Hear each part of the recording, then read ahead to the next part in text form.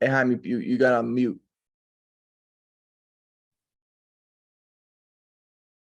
All right, man. So back with Chaim, we're gonna do another lesson. We're gonna focus on Christianity today. So I guess we could do Christianity, but also let's do a little bit of Judaism, and we can go through quadrant examples in Christianity because I kind of want to do that. But then also we what was it you said you wanted to talk about, Chaim? You said something about like the Antichrist and also the siren song of women.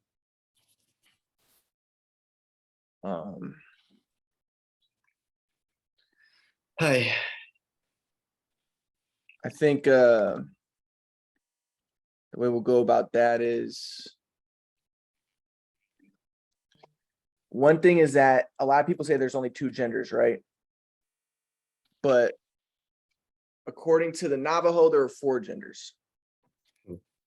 There was man, woman, the man that acts like a woman, and the woman that acts like a man.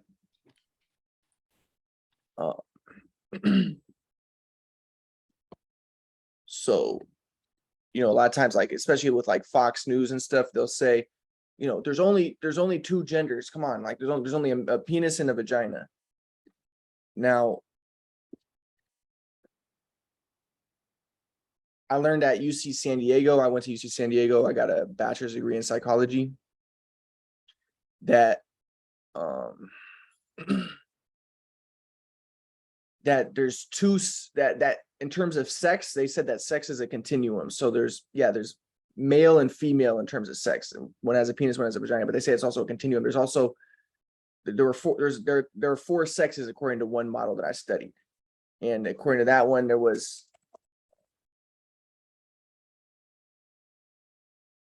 like a man was just a penis, a woman was just a vagina, and then there was a hermaphrodite that has both.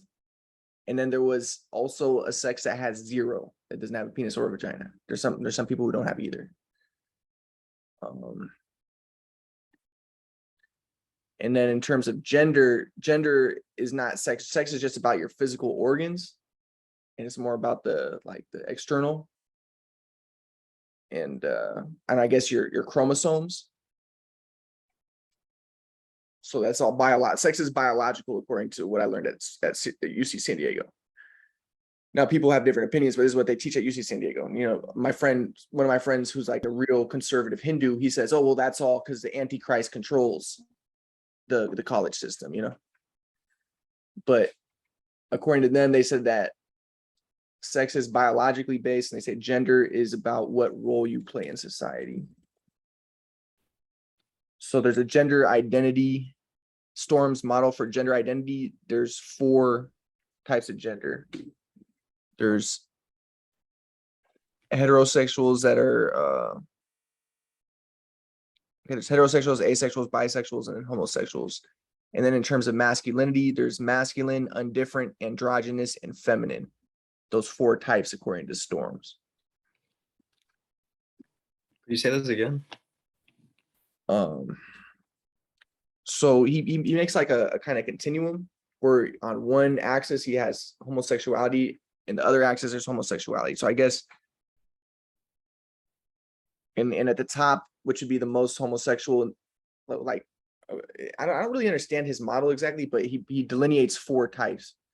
He says there's heterosexuals, which would be the top left one, asexuals would be the bottom left quadrant, bisexuals is the top right quadrant, and homosexuals is the bottom right quadrant. Mm-hmm. And then in terms of, and then he has another model where he has masculinity as one axis. So I guess low masculinity and high masculinity. And then he has femininity as the other axis, low femininity, high femininity. And he demarcates four quadrants. The top left is masculine, bottom left is undifferent, top right is androgynous, and bottom right is feminine. That's his gender identity model.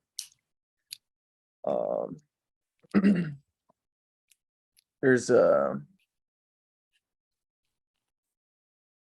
There's also like there's a lot of different models that you learn. I took like sociology classes at UC San Diego where they talk about this type of stuff, and there's like a cis trans model where there's like 4 types of sexuality where it'll be like 6. I forget the different ones, but it's like cis and trans, and then there's another duality, and then from that you get 4 types of sexes or 4 types of gender as well. And I wrote it down somewhere, but I'd have to find where that model is. Let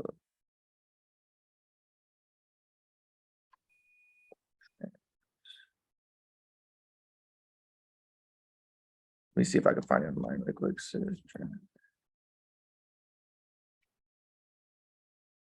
if you were to map those onto the 4 major world religions, yeah.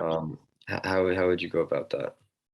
The first schema that you said, hetero, asexual, bisexual, homosexual. Which one corresponds with which world religion? So homosexual would be the Buddhist. Buddhist, okay.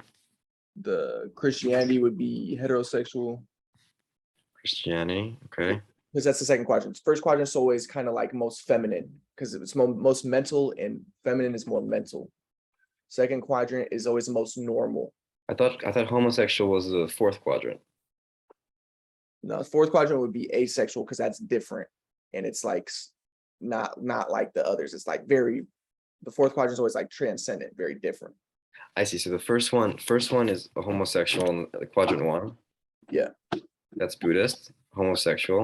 Let's just go through this quickly. And then Christianity would be 2, and that's heterosexual, okay? Mm-hmm. So that first is the father and the father. The second is the father and the mother. The third is the child without anything. So the third one would be the Muslim, and that would be bisexual. Bisexual. When I think of the third quadrant, is like X is like about action. Like action. No, go be as loud as you want. It doesn't matter. I don't care. So the bisexual will be like he's doing the most stuff, right? He's with men and women, and he's kind of like hypersexual. That's the third quadrant. Third quadrant is always most action. Now the fourth quadrant is like very different. It's like asexual, which some people don't think exists. And then when I think about like the different genders, you have, I would say the female is the first quadrant because the first quadrant is passive. The first quadrant is least action. Now we know that, and even in terms of race and stuff, to make these stereotypical like characterizations is not necessarily accurate because there's some women who are playing in the WNBA and they're extremely active, right? But in terms of the quadrant, the first quadrant is the least active. It's a passive. It's mental. It's air. So that would be the female or the woman. The second quadrant would be the man because the second quadrant is always the most normal. And the way that society looks at men, it's like they're the most normal. And the third one would be like the hermaphrodite, which is kind of like society would look at as kind of bad. Now, actually, yeah. And then is it a triangle? As in, is it 1, 2, and 3 like a triangle, and the fourth one a dot inside the triangle, and the circle surrounding all of it? I just see the fourth one. I see them. I look at them in terms of quadrants. So I don't necessarily see quadrant in the center, but you could also look at it that way if you want. There's like a diagram that the ancient Greeks used where they make actually they use it in Zelda, where it's called like the tetra. They actually call this diagram the tetra, where they have a triangle, and then within the triangle there's a triangle, and they call it the tetraforce, or no, they call it the triforce. Okay, they had no number triforce because it's three triangles. But there's a theory called the tetra theory, where they say like, according to Zelda, there's only three. There's these 3 forces, but then there's a tetra theory in Zelda that there's actually that 4th triangle within the 3 triangles, the transcendent 4th. And Tetra is the name of the princess in Zelda. So the theory, interesting, right? And tetra means 4. And the theory is that like what they're trying to do is they're trying to evoke maybe the goddess, the transcendent 4th element. Like there's this guy named Dumizel or whatever, DUM. Right. That makes the Magen David. And around the Magen David is the Jews circling everything, circling, making the Hava, Nagila, Hava, yeah, they're around everything. Yeah, So that circling around it type of thing, like the planets circling the sun and everything. But right. so like there's a guy named Dumezil, and he said that he divided European society into three functions, and one was a sacred, one was a physical, and one was fertility. And he's a very famous sociologist. But then Emily Lyle proposed adding a transcendent fourth function, and she called it the goddess. So there's the sacred, the physical, the fertility, and then the goddess, the transcendent fourth. And I don't really understand that much. All I know is I learned about the meso in sociology class, and I looked up how he saw society was divided into three functions, and he related those three functions to the three castes in European society. But then she said, no, there's actually a fourth function, and there's people who say, no, there's actually not three castes, there's a fourth caste. This is that dynamic between number 3 and number 4 that you see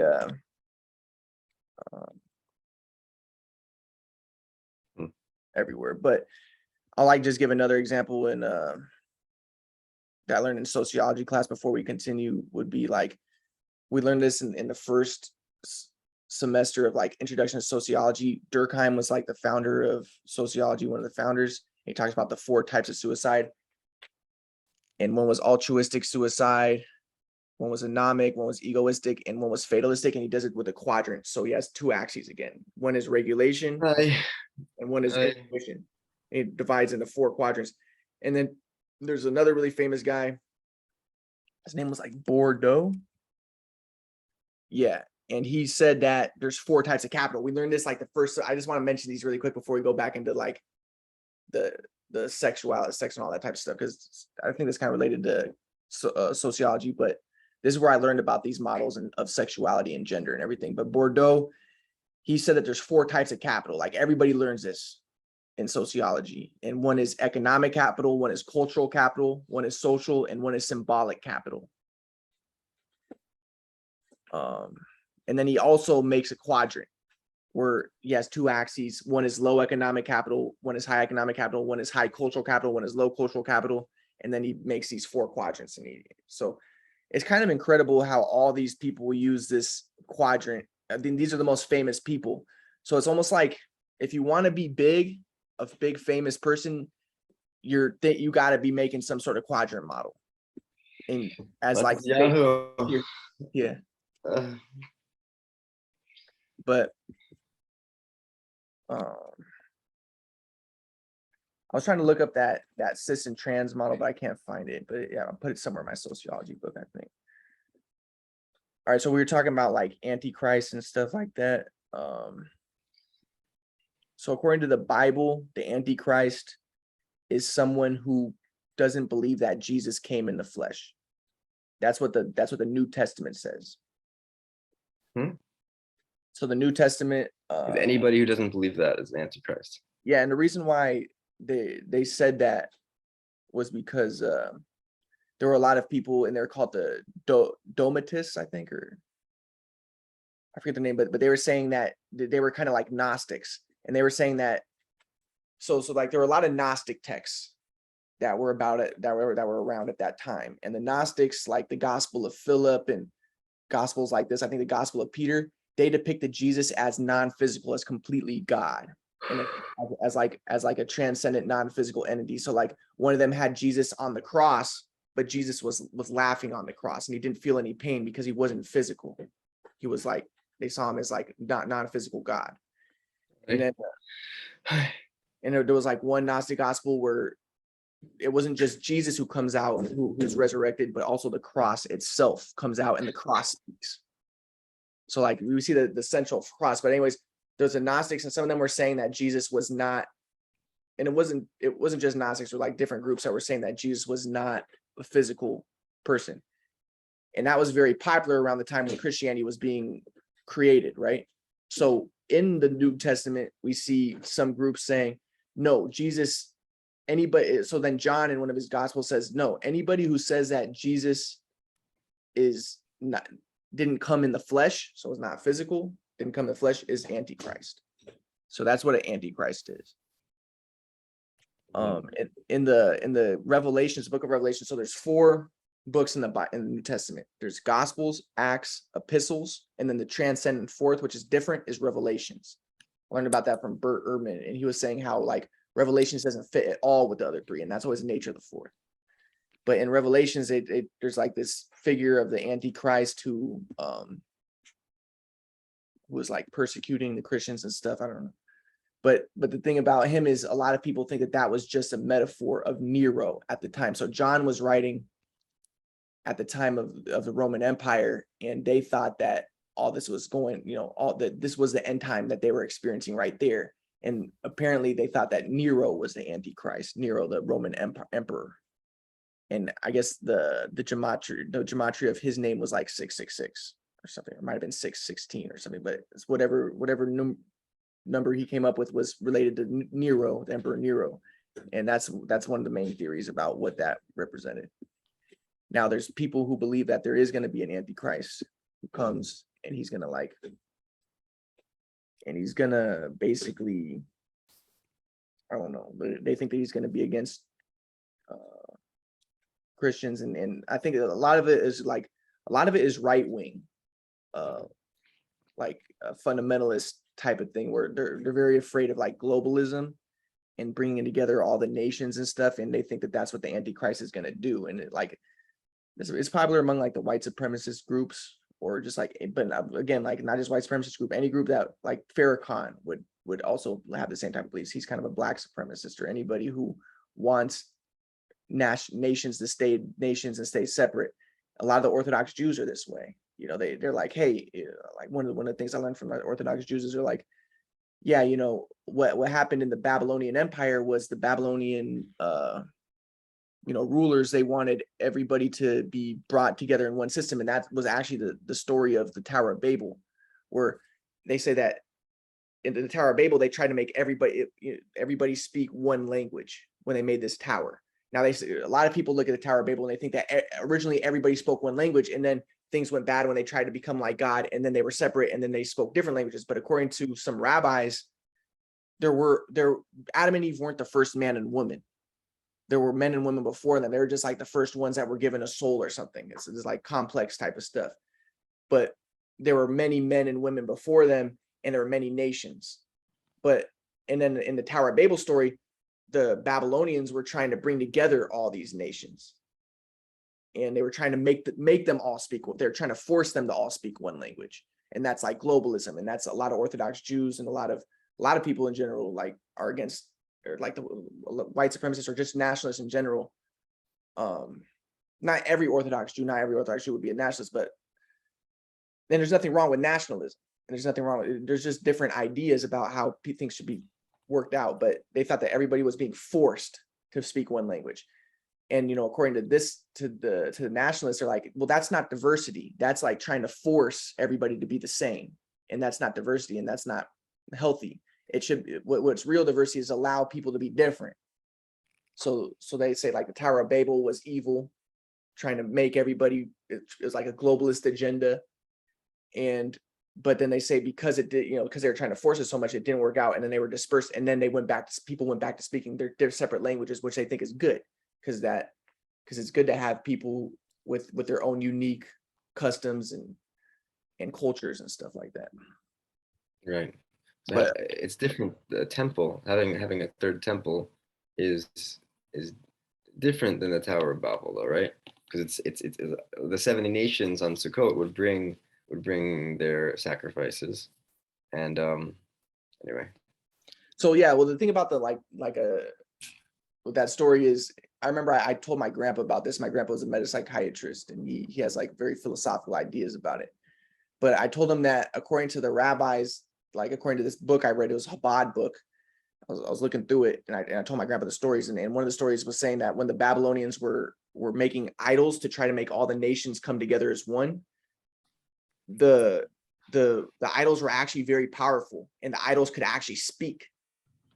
But it says the reason why they could speak was because they had the name of the tetragrammaton written on them. So again, the fourfold, the quadrant.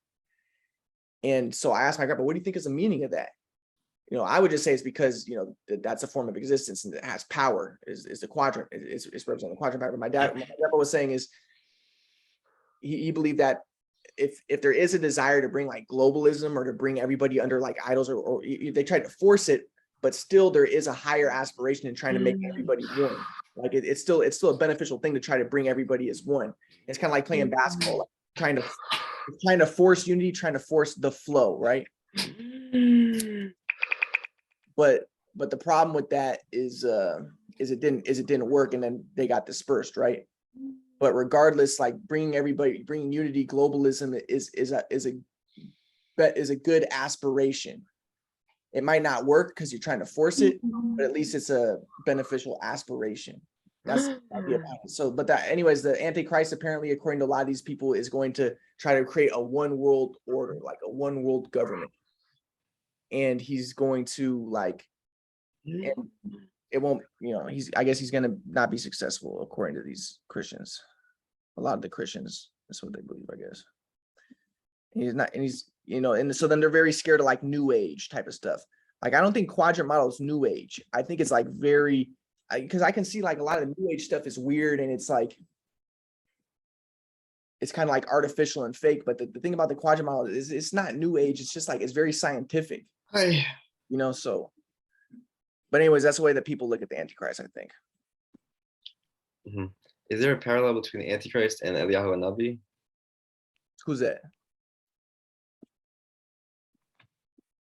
I don't know. Can you explain him for me?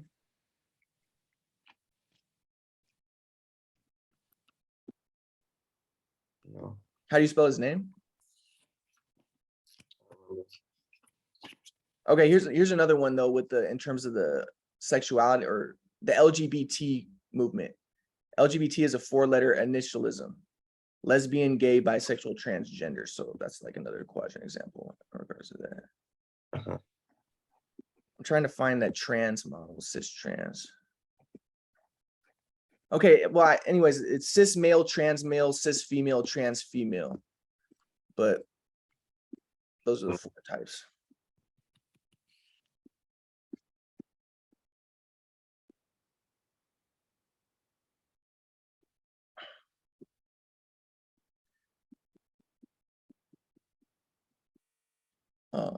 And then like one thing I learned at UCSD is that they say like sex is a continuum. So there'll be like people who are all male, but then there's like men with more estrogen, women with more testosterone. And again, they say it's kind of like there's gradations and there's, I guess, men and women, but there's also a continuum. So things get complex. All right. And then what was the other thing you wanted to talk about? Oh yeah, like the siren calls or whatever. Sirens. That's okay. I'm thinking in terms of like the siren stuff. It's just like one thing we see is like the Me Too movement, where a lot of men are getting like caught up, being like accused of sexual harassment and stuff like that. But a lot of times it's like men of power. And like one theory is it's because when you have power, you get a lot more testosterone. And then it's hard to control yourself, especially when you get more testosterone. And actually, a lot of these women are attracted to you because you have power.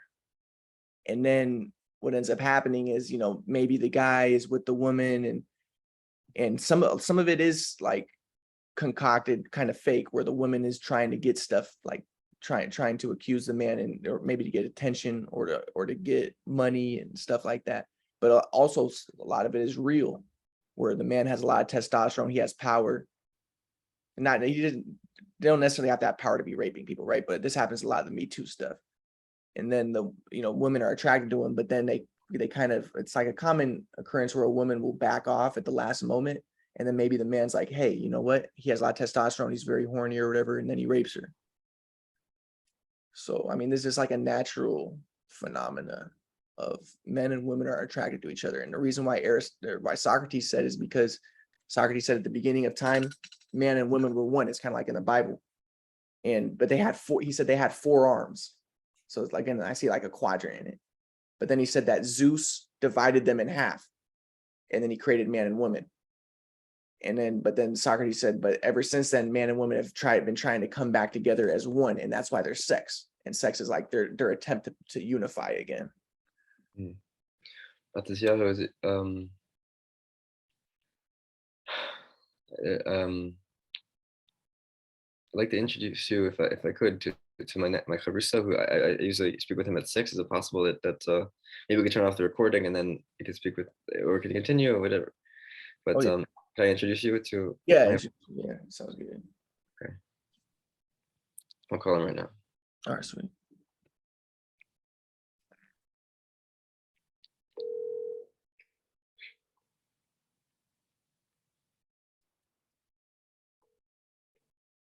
Hi, Chaim. Pinchas Menachem. You're very exact today. Pinchas Menachem, I'd like to introduce you to Chavrusa of mine, Ryan Matisiahu. He's on. We can go on FaceTime if that works, but he's here by the. Is with you? Yes, he's right here.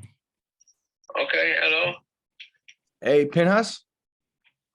Nice to meet you. My name is Mati Zahu. Nice to meet you.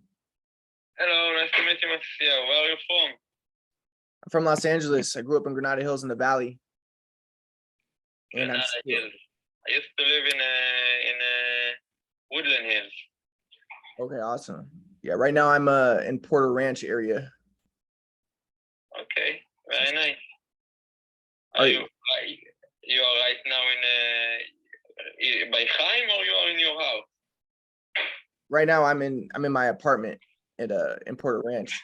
But right now Chaim and I are kind of discussing some topics in Judaism, and we're basically just I'm teaching him a theory that I discovered called the quadrant model, where I basically describe that all existence is oriented around one pattern. It's kind of a fourfold pattern, and I think that it's basically the theory of everything. It unifies everything under one template. So that's what we're discussing right now. If you ever want to, it's called Achdut Hashem, the unity of the Eibishter. The unity of what? The unity of the Eibishter, the unity of the Creator. Right. We have a mitzvah that we need to believe in. Achdut Hashem and Yichud Hashem and Achdut Hashem. Yichud Hashem and Achdut Hashem. The fact that the one is God is one, is the Yachid, and that is not complex. That is not complex. Mm-hmm. and Yichud Hashem. There's two. It's called Yichud Hashem. Yichud Hashem and Yichud Hashem. So God is one. Is that saying like God is one and God is different too, or what? No, I think Rambam explain about it a little bit in. I think Rambam is going a little bit into it. There is many people that wrote a lot about the subject that you are trying to develop and research. And one person that I can tell you that you listen to him, because he made very seriously work about this subject and really learn all what is out there about it. Because this subject is a subject that many people that learn it for years and put their lives to understand it deeply, wrote a lot about it. And you ever heard about Rabbi Paltiel? You okay? Why are you choking? Hi. What's his name? You okay? Rabbi Paltiel. Weekend? How do you spell it? You all right? How do you spell it? I don't know how to spell it in English, but there is you have an app and the website. It's called Inside Hasidus, You Okay. okay?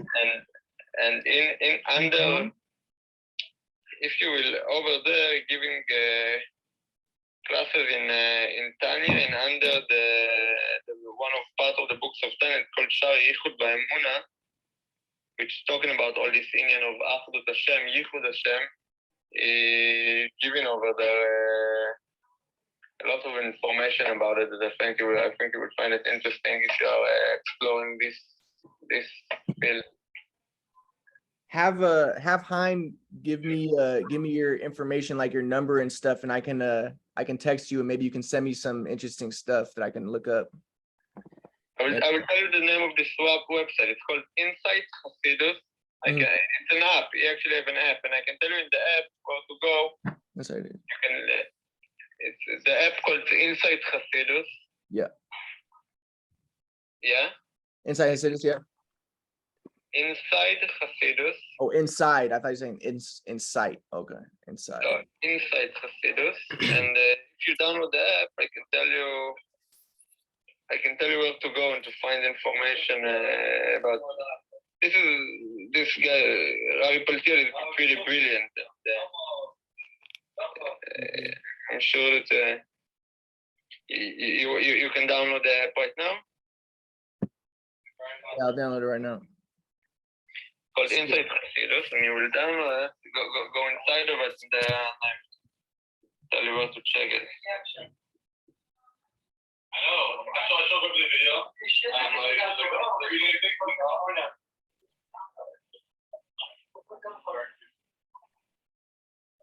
So, yeah, basically, the theory that I developed, that I discovered in 2010, it basically describes that God is this quadrant pattern that I discovered, and the thing is, the idea is everything is one, right? There's a unity behind everything, but the important thing though is there's also gradation. There's also division and separation, but in order for everything to be one, there has to be in order for there to be anything, there has to be differentiation, right? But it's all connected through this one pattern that you see pervades everything. And it's I call it the quadrant pattern. It's a fourfold pattern, 3+1 pattern. It gets complex the way that you describe it, but it's also it's super simple at the same time. So it embraces it's like reality embraces paradoxes. And one is that everything is one, and also everything is there's separation and oneness at the same time. How is that possible? The only way I see it is possible is through the quadrant model. This is the realization of what the mystics like. This is what the mystics always said everything is one, but this is the proof of that. You need to understand. You're trying to use your brain to understand godliness, right? Yeah. So this is a description of existence that I think it gives a lot of evidence for it, that our reality is now whether you can maybe see God as separate from this, but all I know is that our reality is founded upon the quadrant model pattern. Now, if you want to see the quadrant pattern as God, you can. Maybe you see it as different. I don't know. But all I know is that I've accumulated enough evidence to show that that's what our reality is expression of this quadrant model pattern in all domains. Might be. But you need to understand that you're trying to understand the infinite. You're trying to understand basically what's creating you. And because we're being created, we are limited to what we are created into, and our tools are very limited to understand what's creating us, the creator. The creator is unlimited. So the best way to know what you're trying to figure, it's not to try to figure it out by yourself, because you don't really have the vessels to it, the tools to it. Basically what I'm trying to say that, I give you an example. Take a scissors, right? A scissors, they know how to cut paper, right? Mm-hmm. Now, even if you will take the best scissors in the world, put diamonds in them and gold, you still cannot make an equation, mathematics equation, 1 + 1 is equal to, right? So scissors know only how to cut paper or whatever it is, right? Mhm. It's the same what you're trying to do by trying to understand godliness using the tools that you have, which is our brain. So yeah, I'm not the way I see religion, like even like Hasidic or like Judaism, I don't see that as the ultimate. That's just the second quadrant.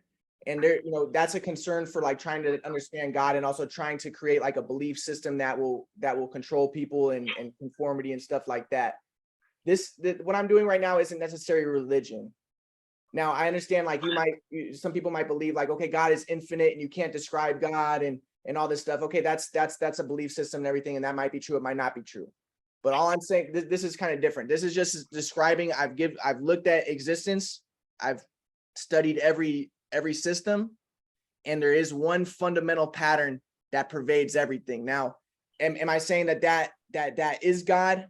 God is a notion that's like really important in religion, and basically God's in most religions, God started out as there was a sky God, there was a God of the clouds, there was a God of the sun, there was a God of this and a God of this, but then the Israelites said no, we don't believe the God of the sun, we don't believe in. Talking right now about other beliefs, not about the Jewish belief. Yeah, but what Jews did is they said, oh well, it's not the God, we don't worship the God of the sun, we don't worship the moon God, we don't worship this You God. really have misinformation. You really don't know what you're talking about. You really come from a point of misinformation. You don't even know for where we're starting from. So, but the Jews said we don't worship the gods of the physical world like the sun god or the earth goddess and stuff like that. They were saying no.